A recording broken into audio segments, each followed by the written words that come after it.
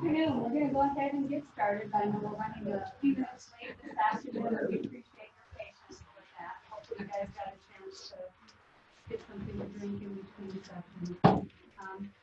For those of you who weren't with us for the previous section with Rob, I have the pleasure of introducing Rob Rickard, who is currently retired professional procurement professional, and prior to his retirement, he served over 30 years as the Chief Procurement Officer with the Oregon Department of Administrative Services, Department of Transportation, and Secretary of State, a little bit of time at each of those agencies.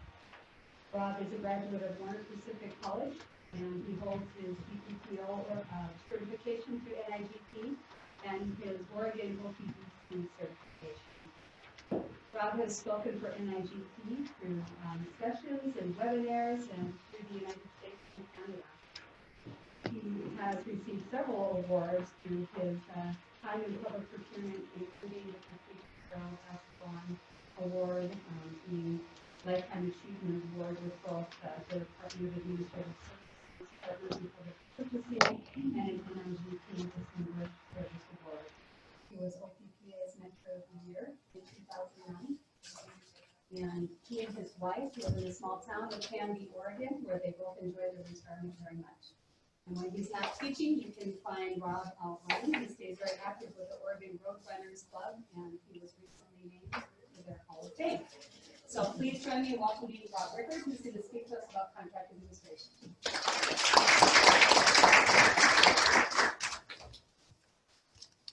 You know, I always question the folks that introduce me. I've got the pleasure of introducing. What's so good about that, you know?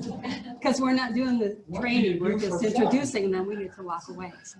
Okay, contract administration. I just taught a class on specs, the front end of the process. But the reality is if we don't spend time moving from that front end to the contract administration part of it, we're still looking at a project that may be doomed for failure. Contract administration is every bit as important as spec development and all the rest of it. Some of you probably remember, because we're in Oregon and this accident occurred in Oregon. It's been probably 4 or 5 years. Actually, no, it's been more than that. In 2008, helicopter that was on contract with the U.S. Forestry Service crashed. You know, they were out fighting forest fires, and the helicopter crashed. 9 people lost their lives in that crash. 8 of them were Oregonians. So, Forest Service said, boy, something's wrong here. So they grounded all 13 helicopters. And what they found out was they had a great maintenance contract for maintaining the helicopters. But hey, it was the fire season. So we were busy putting out fires, not doing maintenance on our helicopters. And the reason that helicopter failed was not that it didn't have a contract to keep it maintained, it's because we didn't enforce the contract, and we, the contract administrators, didn't enforce the contract. Was contract administration pretty important for those 8 families, those 9 families? Absolutely. And not every contract that we administer is going to be as critical as that. But you can see that the things we do in preparing the contract and the things that we do, how many of you actually do the contract and then administer the contract? A few of you. A lot of us, unfortunately, we buy something and we're in a larger agency, we buy it and we hand it off to our customer, and sometimes we never know what was the real outcome. Did they get what they asked for? Were there problems with it? And typically, as the buyer, we only hear if there were problems with it. And sometimes we don't even hear until it's damage control time and we're already in a situation where, can we fix it? So contract administration is real critical to who we are and what we do. I got to admit, I'm not bragging here with this fish. I first started using this picture when I was doing webinars, because I thought, those old business pictures are so stodgy and they're so bad. So I was preparing a webinar and I threw this picture in. And the gal in NIGB that was coordinating, you can't use that picture? And I said, why? Is there a rule? Well, no, but you can. So it flew that way and it stayed with me ever since. That's about a 7 or 8 pound rainbow trout in the White River, and that's as much as I'll tell you about where. And as soon as I was done eating, as soon as I was done taking that picture, that trout went back, and as far as I know, it's still swimming. Now, I love to fish, but I've just finished building a home. We got into it 2 weeks ago, and I'm trying to sell another home. I haven't been on the river yet this year, and I'm frustrated. So if I'd been smart, I would have brought my fishing pole with me, because there's some great fishing around here. But anyway, I'm not bragging, but it is what it is.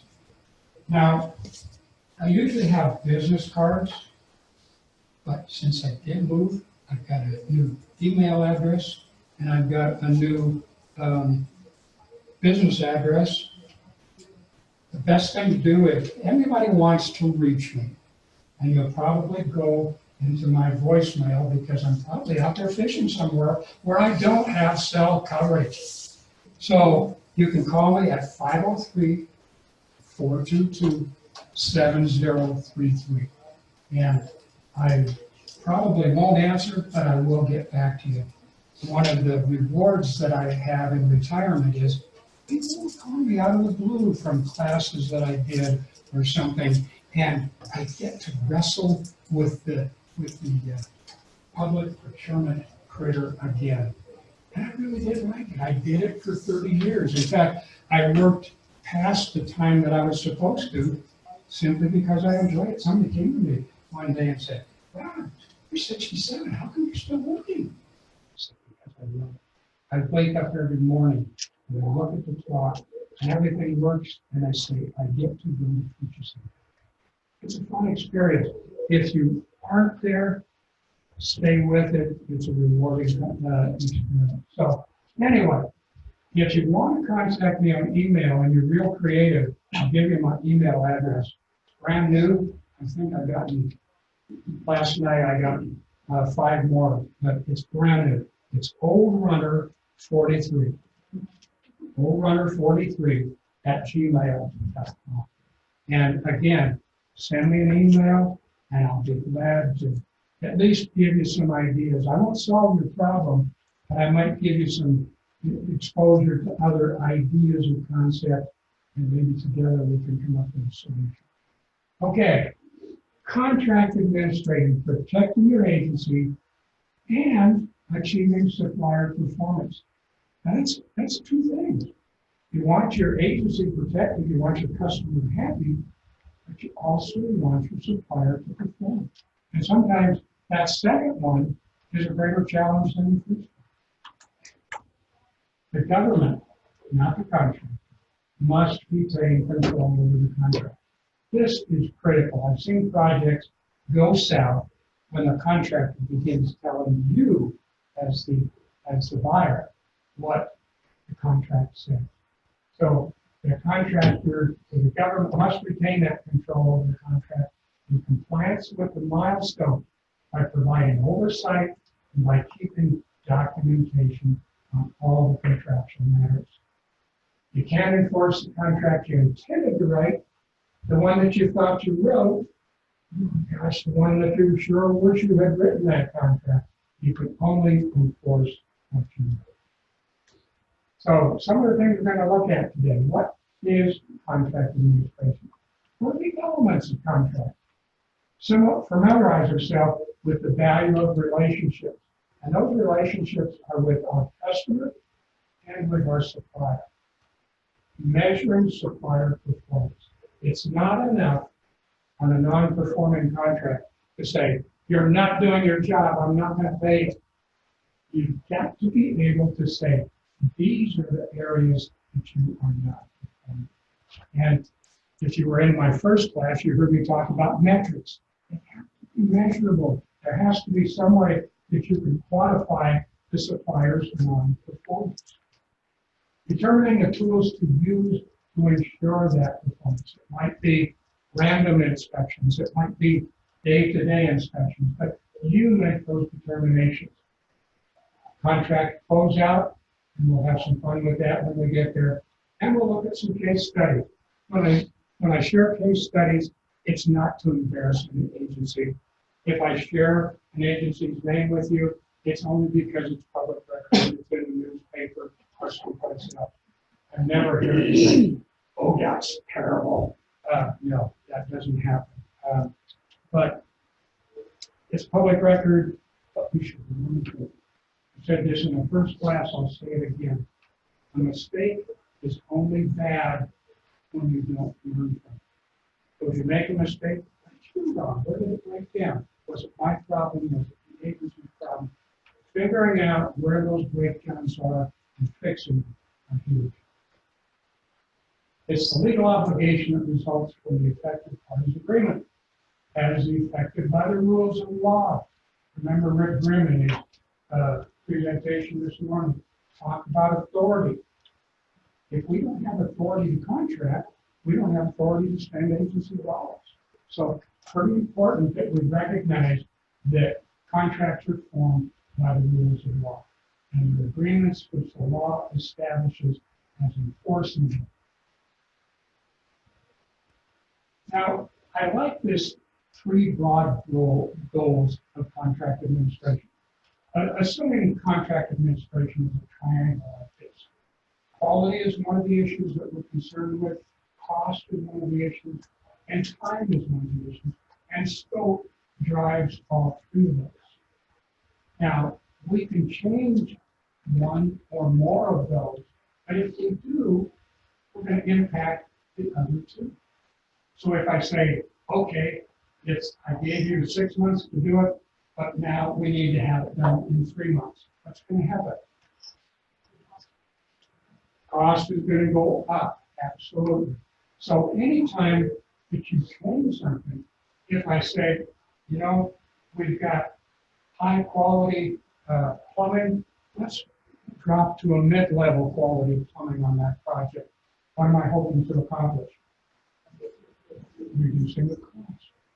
And if I want to extend the time, supplier may or may not look at the cost of it. And that's where our negotiation skills come in. But the contract administration is this three-sided paradigm that we're looking at. I'm going to tell a story on my wife. And she's going to be at the banquet tonight. So none of you go to her and say, oh, the stories. Because that's always her big fear. What are you saying about me? We built another house at another time. And, you know, when you go to the paint store and you've got a chip about this size, the color looks great. But when you put it on a wall, ooh, that doesn't look so great. So we selected a paint color for our new home. And a neighbor called my wife and said, do you really want your house to be perfect? My wife was really exasperated, and it was near the end of the school day, and she taught school near where this construction site was. So she rushed over to the construction site, and the neighbor was right, it looked terrible. And she knew the contractor, and she went there and said, yeah, can we change the color? And says, how much money do you have? And, you know, that's the reality of it. As we've been building our new home, one of the things we changed was we wanted a second door from the garage to the house. So typical one door, but we wanted two. Contractor says, sure, we can do that. Cost you extra money. So you can see that there's a three-sided paradigm there, and each of those sides is important, and each of those sides, if varied, will impact the other two. Okay, what is contract administration, contract management, and project management? And you'll see if this circle, we're representing each of those three, you'll see that there's some places where there's some commonality and some places where all three overlap. And that's typically what we're looking at with those three phrases. Contract administration, the management of all actions after the award of the contract that have to be taken to assure compliance with the contract. It's the progressive resolution of thousands of small problems. And any of you that have administered a large contract know that this isn't really an exaggeration. There's always this niggling little thing that has to be fixed here, it has to be fixed there. And that's part of contract administration. Contract management, all the activities that take place from the establishment of the original, in other words, determining the requirements to contract closeout. That's the full nail deal. That's the full circle. And then there's project management, and typically that's the end where the rubber meets the road, the planning, scheduling, and controlling all the activities to meet the desired outcome. Okay, what's the big deal? Ensures the agency objectives are met. Specs are achieved, statement of work is complete. Timelines are met. These are all of the steps that our contract administrator has to go through. And if they don't go through all of those steps, one or more of these will happen. You don't achieve your expectations, quality isn't acceptable, there are problems with payment, credibility issue from both the customer and the supplier. Anytime a contract goes south, it tends to taint both the buyer and the seller. And last but not least, auditors say bad things about you. You don't want to leave your name with an audit report. Okay.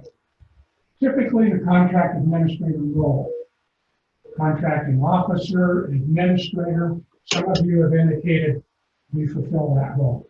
Sometimes there's a special person that takes over after that, after the contract is established. To maintain the business relationship, it says with the owner and customer, but also the supplier, to maintain that relationship between the buyer and the seller, maintain that relationship with the supplier, coordinate the activities that need to happen for the contract to be executed properly. This is the key one too. Be sure that if you've got project people, that they're not making changes to the contract without including you in it. Because if you wrote the contract, you have the resident copy or the file copy. And if they're making changes and you're not aware of it, that's a big problem. So make sure that you're included in that. Preparing for success, and I'm often challenged on some of these statements that I make about planning. But the more mission critical the project is, the more publicly visible. I mean, if you're building something that the public is going to see and admire or not admire, then the more planning that you're going to want to do. Are you going to use a request for information? It's a great tool for finding out what's in the industry, what's available. Are we headed in the right direction? All of that information can come through a request for information. Then we get into the solicitation development. And again, if it's mission critical, probably you're not going to be an entity in and of yourself. You're going to want the end user to be making a lot of contributions in solicitation development. If it's a real mission critical one, a real publicly visible one, then probably you're going to want to bring in legal counsel as well. And I sometimes hear people complain, well, what does legal counsel cost me on Oregon? It was 189 inflation. I can remember when it was 104, and I thought that was terrible. But anyway, it is what it is. people will say, I can't afford that. Sometimes legal counsel on the front end can save you tens of thousands on the back end. So depending on how mission critical it is, you may want to. Pre-solicitation conference, pre-solicitation conference. I'm sorry, my tongue gets tired after solicitation closing. What's going to happen at the closing? Typically, if it's an RFP, you're just going to read the submitted information, and that's all. And then you take that, the proposals that you receive, and you have a kickoff meeting. And that's typically where you've already done your due diligence and determined the proposals are responsive. So now you hand it off to the evaluation team, and they determine responsibility, point assignments, and things like that. And from that, and from their selection as the best proposal, contract is formed, and then you monitor that contract. After the contract is complete and acceptance has occurred, then you do contract closeout. You're not done yet, because the more mission critical it is, or if you have some problems with that contract, you're going to want to get together with the chief players and find out what works well, what didn't work well. You know, when I was working with the Secretary of State, our information technology was a bunch of rabble rousers. They hated purchasing. They figured that we were the worst pariah that the Secretary of State could have. And as we went through a few solicitations, and I started saying, hey, we need to debrief. We need to figure out what went well and what didn't go well. And after a period of time, they were scheduling it ahead of me. And they were saying, hey, we need to meet, we need to debrief and troubleshoot, because we always learn something in the debriefing. So don't think, okay, it's closed out, I'm done, I never need to see this again. There's a lot of information to be gathered in contract analysis. Planning meeting, again, I'm talking about this planning. Go over the process issues, eliminate the unreasonable expectations. The worst thing that you can do is go through this process and your end user is thinking, I'm going to have an award in 30 days, and you're thinking 90 days have passed. So go over and eliminate these unreasonable expectations. What are the discussion items that we need to look at for the key players? Are there delivery schedules, payment schedules, any unique requirements? What's the risk? You know, one of the classes that I teach for NIGP looks at risk analysis, and there's essentially 6 areas of risk analysis that we as buyers go through. If you guys realize you're a risk analyst, you are. And the better you prepare your solicitation, the better you meet time schedules, the better you do these things and anticipate the unforeseen issues, the better the outcome and the more value that our end users assign to you. The responsibility determination, figuring out who's going to take what action, who's going to serve in which roles. All important parts of the planning meeting. What's the danger or probability of loss? Those are things that we need to consider with each significant acquisition that we do. Obviously, we're buying a bunch of widgets for one of our agencies. Probably not a huge risk factor associated. But if we're doing thermal spraying for termites or something, that's fairly significant. So we need to figure out what's the danger probability. But risk assessment is just looking at all levels across all functions and identifying where we have exposure. And back in. Oh, it doesn't want to go back. Okay, now it's going to go back. Okay. And we're going to look at risk associated with these business decisions. Now we'll move forward. Consider what could happen. What can go wrong? Who might be harmed? Is it the public? Is it the agencies? Is it the agency staff? Did I do that again? Okay. Is there an impact on workflow? Good question, if it's gonna take all of your workers to fix this, then that's significant. Then there are some things that you can do, avoid the risk altogether. Create a solicitation where the supplier bears all the risk. What's the downside of that? It's either gonna cost you hugely, or nobody's gonna pay it. Yeah, because if you're pushing all the risk on me, I'm gonna say, I've got other things to do. So,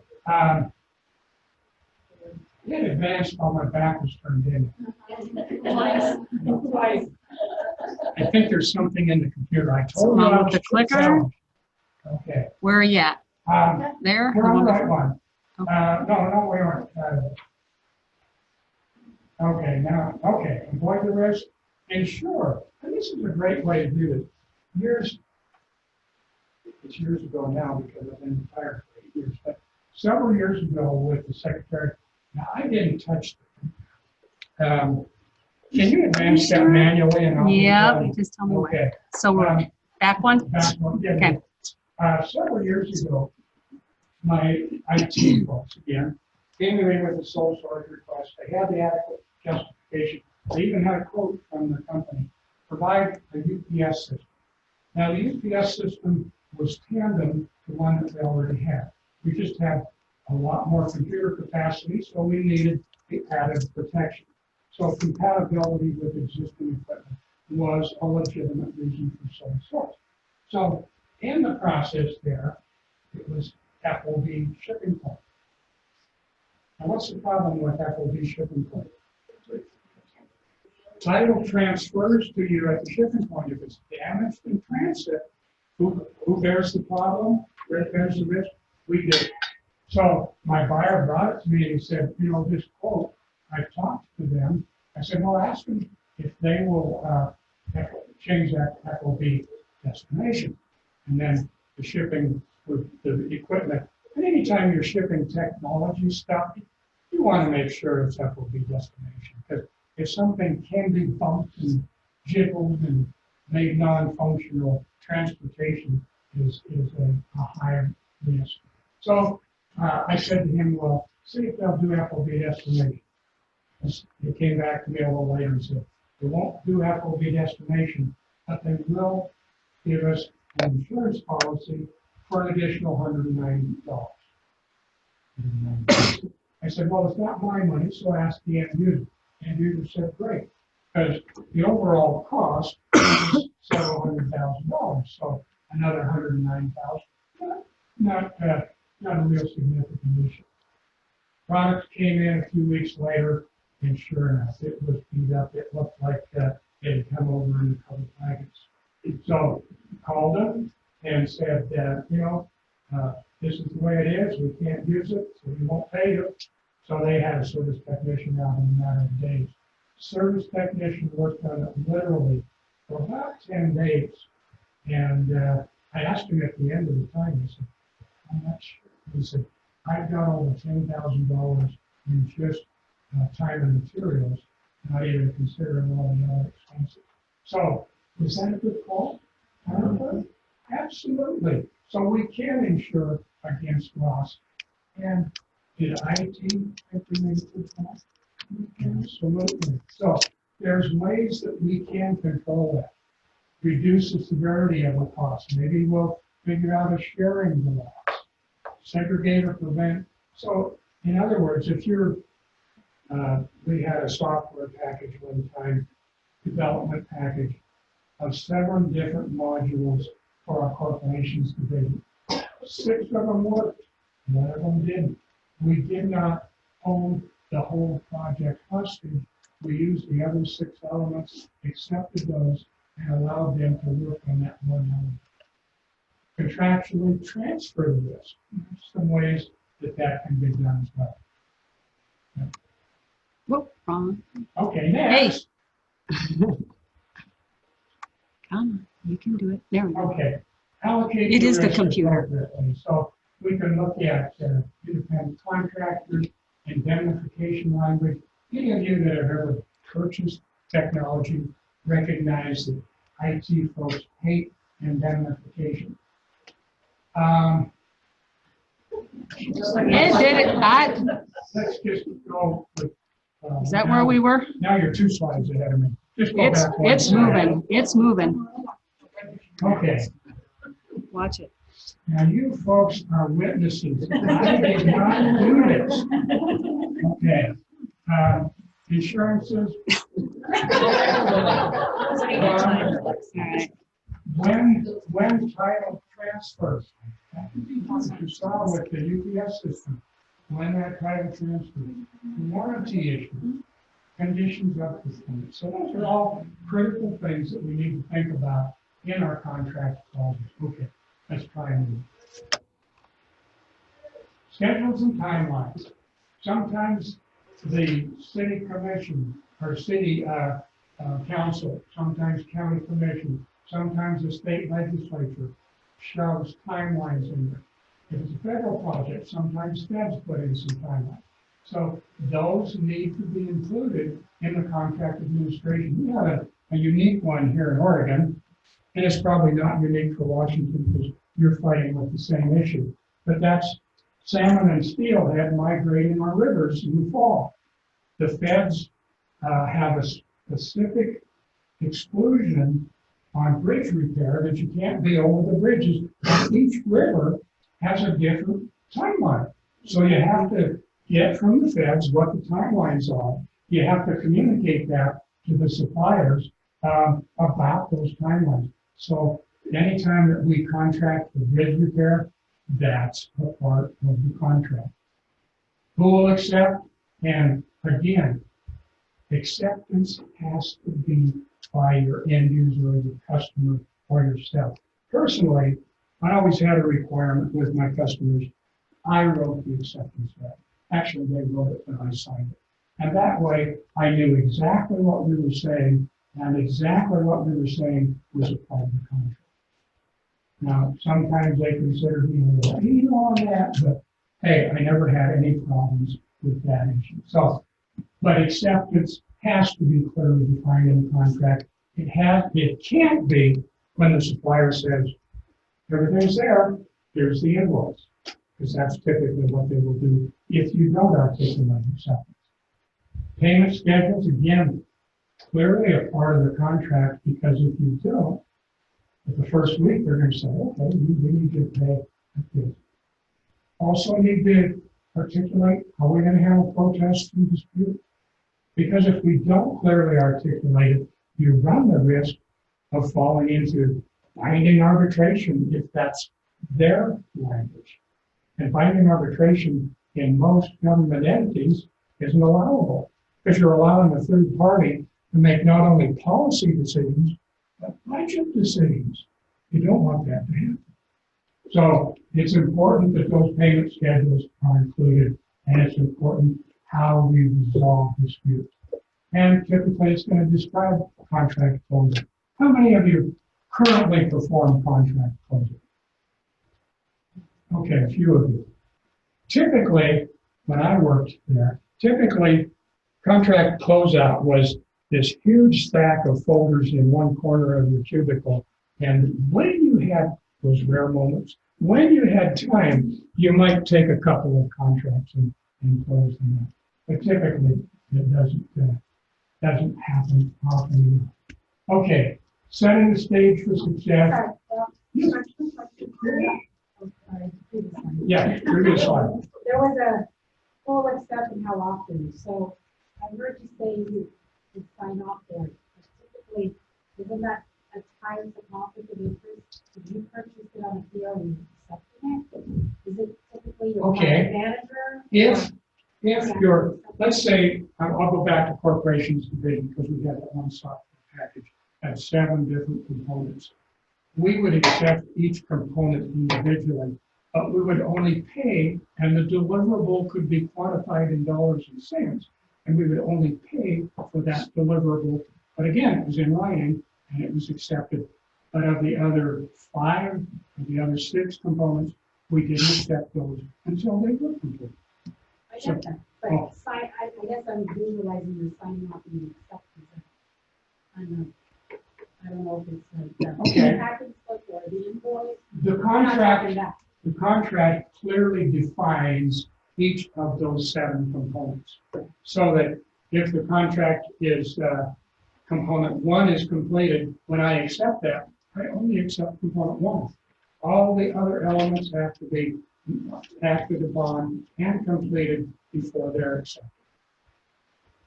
Rob, Okay. I think she's saying, you as the contracts officer, if you're writing the contract to them, but then you're also if doing acceptance, is that a conflict for you to play those 2 roles? Is that Yes. what you're trying Oh, to say? okay. Okay. Yeah. It's a conflict. Thank you. I was so set that I was right. Sorry.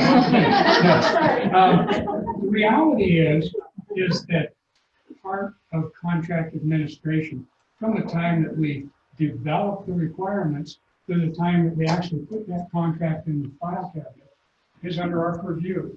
And that is a regular part of my job description, and I should perform that, and it is not a conflict of interest. Because really, when I accept it, my end user has made that technical evaluation and determined it works. So that's a very good question. Good question. Sorry it took me so long to figure it out. Okay. Setting the stage, the pre-work we've already talked a little bit about. Can't overemphasize that planning part. Turning the contract over to the end user. When I worked with the Department of Administrative Services, 17 years there, and to one extent it was a little bit frustrating as a purchasing professional because I do all this work on the front end and I have this beautiful contract and boom, it's out of my hands. And the only time I ever got involved again is when the customer had a problem, and then I helped them through that. But, those of you that are in agencies where you're going from contract inception to contract closeout, that's great. And that's a good opportunity for you. Continue to do that. I made it a point at the Department of Administrative Services that my buyers go out. They made 2 agency visits a month, and they had to go out and see how the agency was applying that, how they were doing contract administration. But it gives me as a buyer that's totally removed an opportunity to say, oh, I better understand what's best. And that helps in the formation of a contract. Monitoring is a big issue. How do we deal with, are we going to use certain inspections? Are the inspections going to be random? Are they going to be scheduled? Things like that. Invoicing the completed work, just like we were talking about with the different modules. How do we solve the problems? Hopefully, purchasing is included in that problem resolution, and again, contract closure. Contract administration plan. Do any of you utilize a contract administration plan when you're putting together a contract? Okay, typically, the same team that forms the contract will form the contract administration plan. It's basically the who, what, where, and how. It discovers, it covers things describing the contract, special terms and conditions, all of these elements. I would encourage you on your mission critical projects that you start doing this. If you don't know what a contract administration plan is, and typically this is developed by the contract administration team for the contract administration team. It tells them this is how we're going to administer this contract. The NIGP book, Contract Administration, Chapter 3, I think it's page 37, talks about a contract administration plan. And I would encourage you to look at that. It's worth it. If you're doing a lot of high-level contracting, you really should look at that. I don't know about technology, but I didn't do that in a long time. So look at it. Page 37, I'm pretty sure of that. Now, the performance assessment plan, formed by the same contract administration team, but it's for the supplier. And you give that to the supplier, and it says what tasks are going to be inspected, when they will be inspected, what standards will be utilized, and how they will evaluate and assess the performance. And really puts the supplier on notice, this is the requirements. You can find that one on page 42 of the contract administration book. But they're great tools to use. You're not going to use them on everything, your everyday onesie-twosie stuff, but the mission critical stuff, the stuff that's high impact to your agency, you're going to want to use them.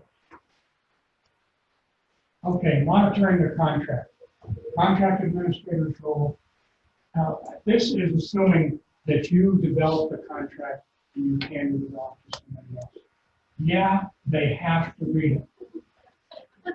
Monitor all aspects. And, you know, one of the things I try to do when I'm doing a contract plan like that and passing it off to someone else, I sit down with them and I tell them the main, you know, the red flag issues that they need to watch for administering this contract. So at least I've done some due diligence. I do encourage them to read it.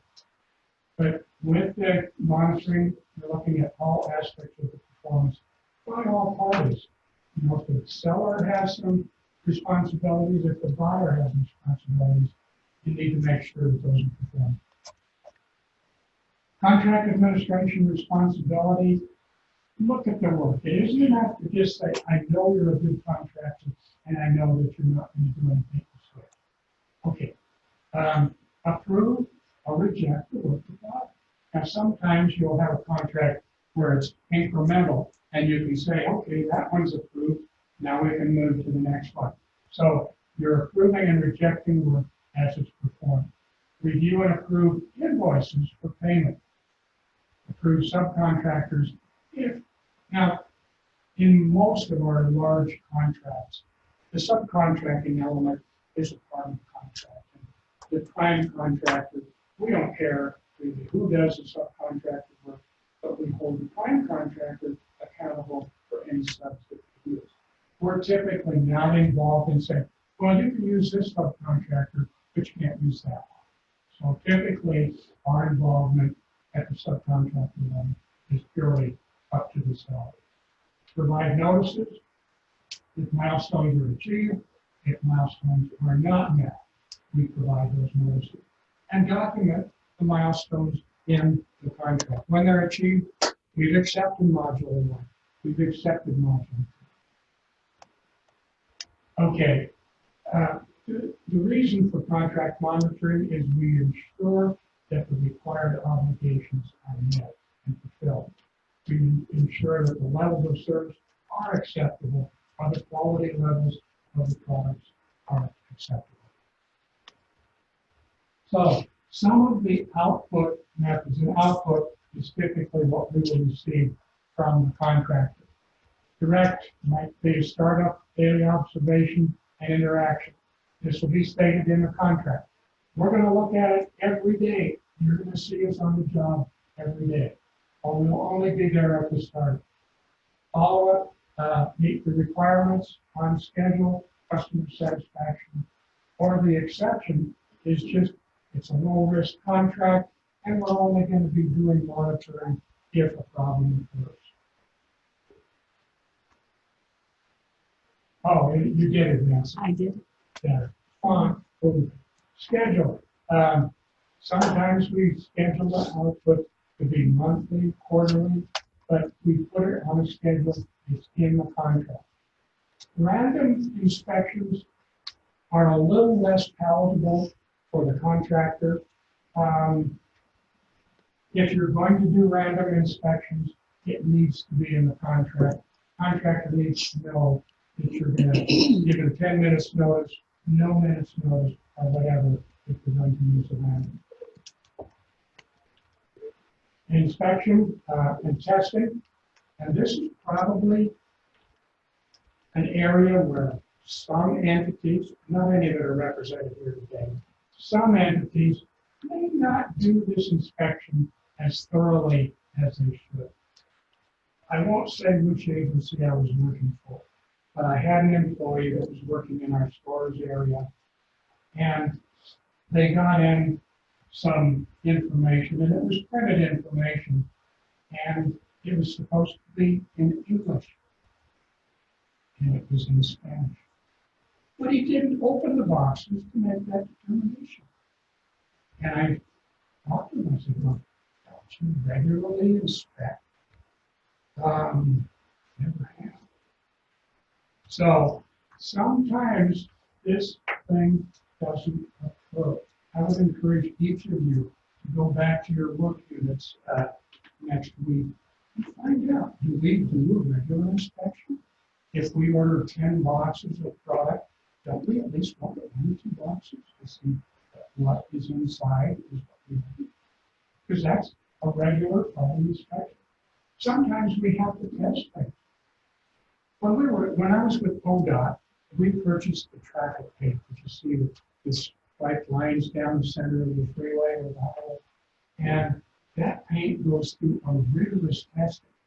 And the suppliers, when they submit bids, we accept certain formulas. And when the suppliers bid, they have to meet that accepted formula. So when we receive, and we typically receive paint in 1,000-gallon deliveries, so sometimes even greater. So we'll walk over to one carboy, we'll stick a small container under it, open it just enough to fill the container, we'll send it off to an independent. We don't test it ourselves. We send it off to an independent testing laboratory. If it meets all of those formula requirements, we accept it. We pay for the test. If it doesn't meet, that core load of 1,000 gallons or more is rejected, and the supplier pays for the test. So you can get really creative in how you're going to accept, how you're going to test for acceptance, and things like that. Rejection, and it's not enough to just tell the shipper, we refuse that shipment. You have to formally acknowledge, either on the bill of lading, either through email or a written letter saying we're rejecting this particular project. So you have to specify why you're rejecting, and why you're rejecting has to relate to the fact that it doesn't conform to the requirements of the contract. Acceptance, formal acknowledgement, you did the right thing, you shipped the right thing, and we're happy. Inspections and testing some more, clearly stated in the specs, and it's rolled over into the contract. Although it's costly, it slows the process down, it requires more work on our part, it far outweighs the expense when we realize defects after we've installed them, or when our mission isn't able to perform because the product doesn't meet the requirements. Okay, visual inspection, typically, that's what probably 90% of our receiving clerks are doing. 10 boxes, there's 10 boxes of the pallet. I open one of them that meets the requirements, it's accepted. Sometimes there are special inspections with Department of Transportation. When we developed our paint trucks, those were about a $500,000 project. And they had welds and they had pipes going in every direction. So about halfway through the manufacturing process, and it was in our contract, halfway through the manufacturing contract or process, one of our engineers would take those requirements, go back to the manufacturer's plant, look at the vehicle that we were actually buying, and inspect for welds, for piping at the proper schedule and things like that. So inspections can be done, but they have to be stated in the contract itself. When we received those paint trucks, our acceptance was that we have 3 days for our engineers to come to the flat board and look at the truck and make sure that all the welds are there and everything is appropriate. If we refuse a shipment, there has to be a good reason why. Our needs have changed, not going to fly. Goods are inspected within a reasonable time. UCC says reasonable time is about 30 days. If you've got a shipment coming in and it's a busy day on the loading dock and you've got 6 different shipments, it's your responsibility to go through those in a reasonable time. And if you put one back in the corner and forget it, after 30 days, you accept it. It might be totally non-functional if you still accept it. Cost of inspection is typically borne by the buyer. Okay, inspection of goods. Visible damage, those are the easy ones. We see the box is dented, we note it, cracked windshield, dented furniture. If the box is leaking, that's probably a bad sign. Latent damage is more difficult to determine, often with electronics and stuff. Sometimes it'll be 20 days, 30 days into a project and suddenly it goes south. So latent damages require good expertise on your part to define it and good relationship with the supplier to get them to either fix it or replace it. Okay, determinations for incoming shipment. Whether goods ordered by your organization, is the physical damage, whether the quantity is correct, is the documentation complete. Pretty basic, straightforward stuff. Obligations of both parties. We have a right to inspect. There's an allowance for testing. If you're going to be testing, include it in your contract. Typically, that cost of inspection is going to be borne by the buyer. Yes, borne by the buyer. Place of inspection, typically it's on your loading dock, but if it's a different place, then make sure that's defined in your contract. Your inspection clause has to enable you to receive the work that meets specs, establish procedures for determining that it does meet the specs.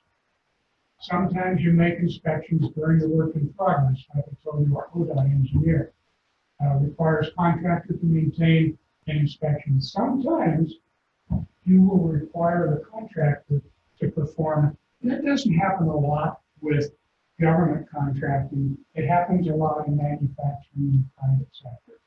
And your inspection clause typically will address the rights and obligations for both parties. If the contractor work process is unacceptable, you typically order the contractor to correct any defects found during the inspection process. Make separate arrangements to have the defects corrected, charge the cost to the contractor, or accept the defective work and establish an equitable price adjustment. So sometimes you'll see contractor did something wrong, so you call them back to fix it. They come back and fix it, that's good. You call them, they won't come back and fix it, so you have another independent contractor come in and fix it, and you either short pay the original contract price, the amount that it cost you to fix it, or somehow work that out. But you should not be harmed if a contractor didn't perform originally and fails to come back and fix it. So you, in order to make that functional, you will bring in another contractor to fix that, and you short pay on that. Or here's another one. You're buying common stuff, widgets and stuff coming in, and you order green widgets, and they come in blue. Well, you can refuse that shipment. Send it back. That costs you time, costs you money of handling and shipping it back, and the paperwork of reordering. And or you could say, okay, contractor, we can work with blue. We ordered green, but we can work with blue, but we expect a 10% reduction. So here's where your negotiation skills can play in. That's perfectly acceptable. Never accept a product that doesn't meet your requirements without some equitable adjustment to the organization. Okay, change orders. You know, I was working at the Department of Administrative Services, and contractors came in on our construction projects. Everybody submitted construction at 2 o'clock. And one day, a bunch of them, and they're like family, a bunch of them were there waiting to have their bids clocked in. And one of them said to the other, oh, hey, Joe, I see you're getting a lot of bids lately. What's up? And he said, well, I've got this formula. He said, bid low, make your profit in the change orders. What he didn't know is I was standing right there. And I said, I'm a crusty old guy, How's that working for you, Joe? Talk about a vendor for light. I thought he was gonna, at first I thought he was gonna clap right there. Oh, no, I was just kidding, But I watched his prices be a little bit better in contracts that are in bids that came through later.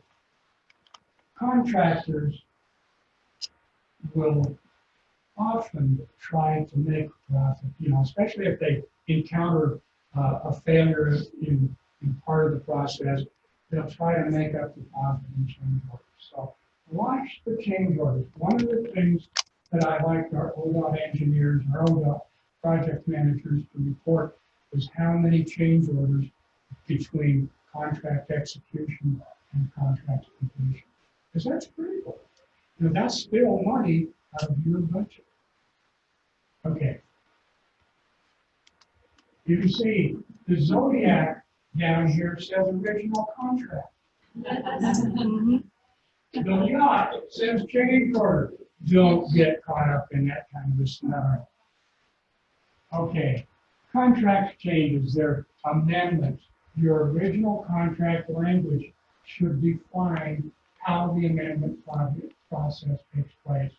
They're typically changes in the scope of work, and they're typically bilateral. By that, it's our call. Same dignity as the original agreement.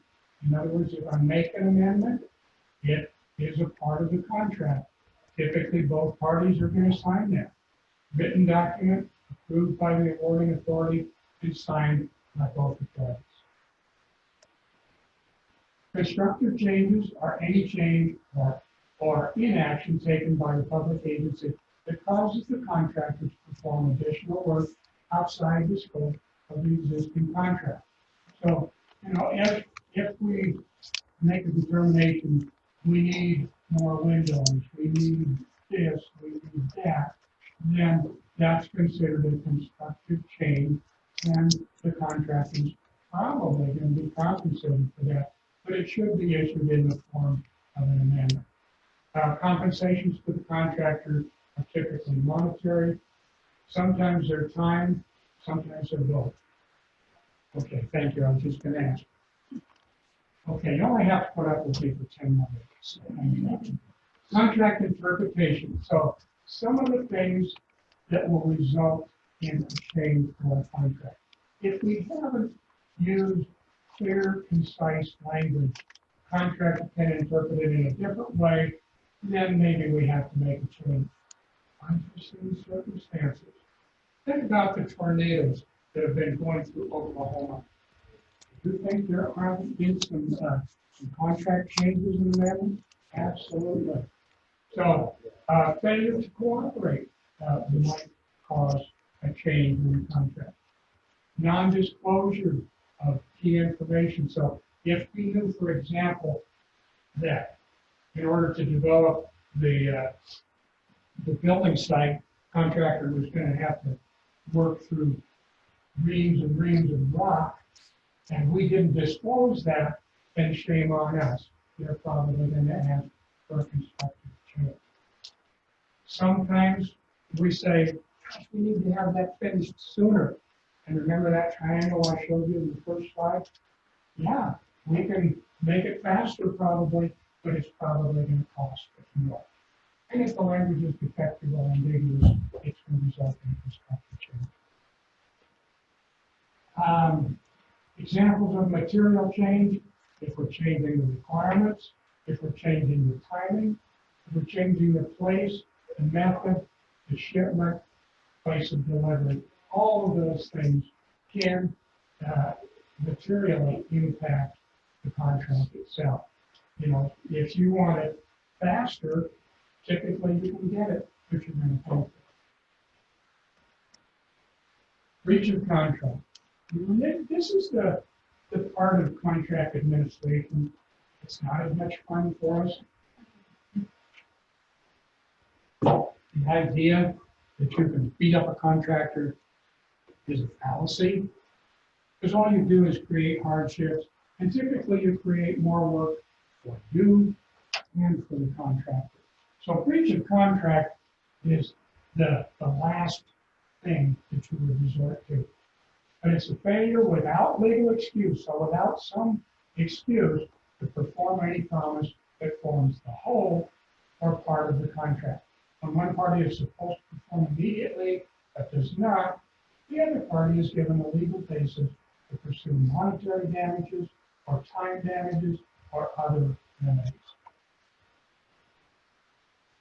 Substantial performance doctrine.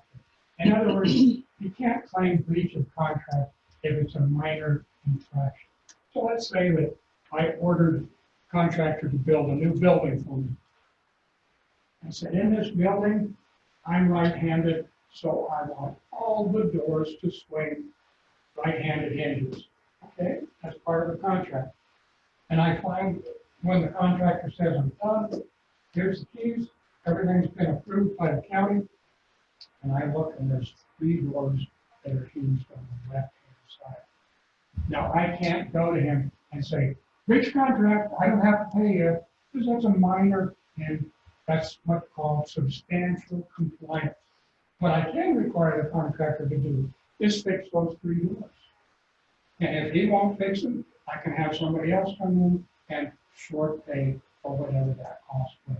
But you can't reject a project that materially meets the contract, but you're just unhappy about something, the contractor did something to you and you're angry about it. So you're going to get even with him. We don't get even with contractors because we typically create more work ourselves. We have to allow the good faith effort. So I have to let the contractor come in and fix those 3 doors that swing. 3 generally excusable delay provisions. The unforeseen, like we've seen in Oklahoma. I'll bet there are all kinds of contractors writing unforeseeable consequences. I can't perform on the contract. And if the buyer said, we're going to take you to court, the courts would laugh at you because it was unforeseeable. It was beyond the contractor's control, and it's not the contractor's fault. Here's an example I'll use. I've got a construction project. I've got some scaffolding that the contractor has put up, and some of the materials for another part of the project are being delivered. They're not the contractor's materials. Truck backs into the contractor's scaffolding, ruins some of the scaffolding. He has to replace it. So he's going to say, I want an excusable delay. And in that excusable delay, he's probably going to want compensation for the scaffolding that was destroyed. I'm not going to pay for that, the other contractor, because it wasn't the contractor's driver that tacked into the scaffolding. See the difference, or see that? Okay, same scenario, same contractor, scaffolding is up, contractor's driver is backing the truck up, backs into the scaffolding. Do I have beyond the contractor's control? No, he's on the hook for that one. So, there are excusable delay provisions, just make sure that it makes sense. Claiming party has to establish causation. Independent contractor backed into my scaffolding, that's causation. Demonstrate the impact, 6 sections of scaffolding is destroyed. I have to buy new scaffolding. It's going to take 2 weeks to have it delivered, and I'm going to notify you as a contractor, as a contract holder, that I want an excusable delay. So, request for equitable adjustment. The changed work entitles the contractor to seek equitable adjustment. So, just like my wife and our house being colored purple. I want a purple house. So my wife said, hey, Jim, you painted a better color. Yeah. we pay for the labor. Contractor recognized that it would take longer because he'd already painted one side of the house. So, and because I knew the contractor, he didn't have here I am, contracts officer for the state of Oregon, and I have personally some of the sloppiest contracting processes. I will say the last house that I bought, I supplied him several times. UCC said, but in the long run, I got them to come back and fix some stuff that they had overlooked. And they didn't ask for compensation, they didn't challenge it, they just fixed it. So we learned. Okay, conflict. You have to include conflict resolution in your contract. Otherwise, it could fall back in some other form of resolution that you're not happy with. Areas where conflict may occur, the schedule changes, the tornadoes in Oklahoma, language that we weren't real clear on, extra work that's involved. We had a project once for the Oregon Youth Authority. We did a pre-bid conference on site, and it was nice sandy soil. Contractors were there, and when the contract was awarded, it took 80 feet of drilling to get to solid rock. So in that particular case, they performed extra work, and we actually wrote a change in the contract and allowed them extra costs. If we decide we're going to change the specs, we can often do that as long as the project isn't built, but we're probably going to include the costs. Typical contract payments, the kind we like most, is a completion contract. I don't pay you anything until you're there, the product is there, and we're both happy. That's the common type. Partial payment, and recognizing construction for what it is, or software development for what it is, or other kinds of services for what they are. A partial payment would be invoicing at intervals that coincide with delivery. Progress payments are a little different. Payment as progress is made. You see that on construction, but typically you're not going to just say, "Well, it's $1 million job, so give me $100,000 today." They're going to tie that back to labor hours. They're going to tie that back to equipment rentals if they've had some. They're going to tie that back to materials. If they don't provide all three of those, then you're probably not going to make that progress payment. Milestone payments are the best because we tie them to deliverables. Often we use this in software development, or we use it in construction where the deliverables can be clearly articulated. Don't go with the advanced payments. The exception would be if you're paying startup costs. You're starting with an emerging small business or something, and they're developing something new, and they want some startup costs. You typically do that. Don't go much above 25% on something like that, because once you get to 50 or 75%, you've lost basically the negotiation power. So try to hold that advanced payments to a minimum. Other payment terms, withholding of payment. You only do that when there's non-performance. You don't do it to punish the contractor. You're subject to the Prompt Payment Act. In Oregon, we have to pay within a certain period of time unless there's some non-performance issue. Contractor dispute, how much time do we have? We are at about a minute and 4 Okay. seconds. Go through these next 2 or 3 slides. I want to get to close out, so keep cycling through until we get. Okay, back up to termination for just a minute. 2 types. Terminations for convenience, and that's when we're not buying anything on that contract anymore. Contract notice for convenience, we know it, and we just do that. We issue a letter, we state in the letter that it's not a performance issue. Contract for cause, a little bit different, more impact on the supplier because he hasn't performed. Termination for cause may impact his line of credit, something like that. So these are things that we need to be concerned about. Go ahead. Due process. if you're going to start into the non-conformance area, your first action is a notice to cure. You issue a notice to cure to the contractor that's not performing, and you identify the area of non-conformance. And you typically it's 7 days. Big project, you might give them more, but you give them 7 days to cure. So then if there's no cure, then you move to the next step, which is, the next step would be show cause notice. And that is, we issued a notice to cure 7 days ago, you haven't fixed this, now we have, we're going to cancel the contract unless you show cause on the truth. Have them formal, have them in writing, often you're going to run that by legal counsel, but you want to do those steps before you terminate a contract. Liquidated damages, I really say that the liquidated damages are the stick you use to keep the contractors moving.